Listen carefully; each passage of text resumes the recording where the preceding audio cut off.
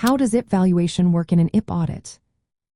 Imagine trying to put a dollar amount on a company's ideas, inventions, or brand names. That's what IP valuation in an intellectual property audit is all about. When a business wants to understand what its patents, trademarks, or copyrights are worth, it starts with an IP audit. This is a detailed review of all the intellectual property the company owns or uses. It includes checking the legal status, how protected each asset is, and how it fits into the business. During the audit, each piece of intellectual property is carefully examined. For patents, this means looking at whether the claims are broad or narrow, if the patent is still valid, and if it covers key markets. For trademarks, it involves checking if they are registered, if the registration is current, and if they are actively used in the markets where the business operates. This legal check helps find weaknesses like expired patents or trademarks that are no longer in use, which can lower their value.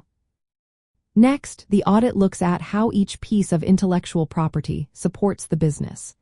This involves understanding if the patent or trademark helps the company stay competitive, attract customers, or expand into new markets. For example, a trademark that is well known in a target region is more valuable than one that is rarely used or forgotten. Once the audit gathers all this information, valuation methods are applied. The first is the income method, which estimates how much money the IP could generate in the future. This might include licensing fees or cost savings from using the IP. The second is the market method, where the value is based on recent sales or licensing deals of similar assets. The third is the cost method, which looks at how much it would cost to recreate or replace the IP if needed. The process also considers risks like legal challenges, technological changes, or reliance on third-party rights. These risks are factored into the valuation by adjusting the estimated value, often through discount rates or probability estimates. From a legal point of view, it's important to verify ownership, enforceability, and compliance with local laws. Any liens, ongoing legal disputes, or licensing restrictions are identified because they can impact the value. This valuation helps businesses make smarter decisions.